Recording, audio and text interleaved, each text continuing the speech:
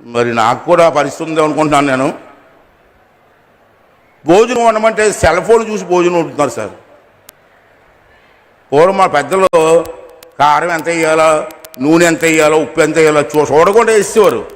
ఇవాళ సెల్ ఫోన్లు పెట్టుకొని కారం ఎంత వేయాలో, నూనె ఎంత వేయాలో, ఉప్పు ఎంత వేయాలని చెప్పి భోజనాలు వండే పరిస్థితి వచ్చింది సార్. తెలిసిపోతుంది వంట, మా అమ్మ వంట ఈ వంటకు తేడా తెలుస్తుంది, కానీ మాట్లాడలేకపోతున్నాం సార్. ఇంట్లో మా పరిస్థితి ఎలాగ ఉంది. మీరు ఆడవాళ్ళకి ఫుల్ పవర్ ఇచ్చారు, మరి మేము మాట్లాడలేకపోతున్నాం. అది పరిస్థితి మాకు ఉంది సార్. మరి ఈవేళ దేంట్లో ముఖ్యమైన విషయాలు సార్ నేను గమనించినవి సార్, మనకి మన రాష్ట్రంలో ప్రాచీన కళలు ఉన్నాయి సార్. మన రాష్ట్రంలో చాలా గ్రామాల్లో సంక్రాంతి కానీ, శ్రీరామనవమి కానీ, ఉగాది కానీ చెడు లేని మానేశారు సార్. నేను అబ్జర్వ్ చేస్తున్నాను సార్. మనకు సుమారు 14,000 పంచాయతీలు ఉంటే మొన్న శ్రీరామనవమికి నేను ఎంక్వైరీ చేస్తే 60% గ్రామాల్లో మాత్రమే శ్రీరామనవమి చేశారు. మన పండగ మనం చేసుకోవండి, ఉగాది కూడా చేసుకోవండి.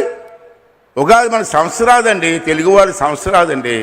ఉగాది ఎవరు పట్టించుకోవట్లేదు గ్రామాల్లో. మనందరం కూడా చెయ్యకపోతే సంస్కృతి ఏమైపోతుందండి. మనం 31st నైట్కి తెల్లవారులు పండగ చేసుకున్నారు మనం, కానీ సంక్రాంతికి మాత్రం ఏం పట్టించుకోవట్లేదు. దయించి మీ అందరినీ కోరుకున్నాను సార్.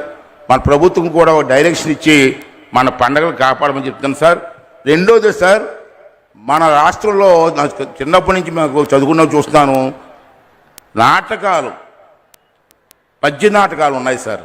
దాంట్లో రామాంజనేయ యుద్ధం, సత్యహరిశ్చంద్ర నాటకం, శ్రీకృష్ణ రాయబారం. అప్పుడు పద్యాలు పాడుతూ ఉంటే స్టేజ్ మీద జనం ఆహా ఓహో అనేవారు.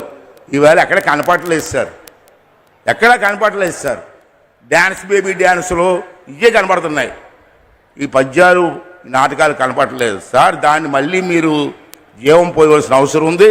మనకు తెలుసు ఈ కన్నీటి కూడా నాటకాలు కూడా కనుమరుగుతున్నాయి. కాబట్టి కళాకారుల్లో మీకు తెలుసు, ఎన్టీ రామారావు గారి దగ్గర చూస్తున్నాం సార్. కళాకారులు ప్రజలను చైతన్యవంతం చేసే కెపాసిటీ ఉన్నటువంటి వ్యక్తులు. అటువంటి కళను మనం పోషించాలి. ప్రభుత్వం ద్వారా ఒక నిర్ణయం తీసుకోవాల్సిన అవసరం ఉందని చెప్పి ఈ సందర్భం మనం చేస్తున్నాం సార్.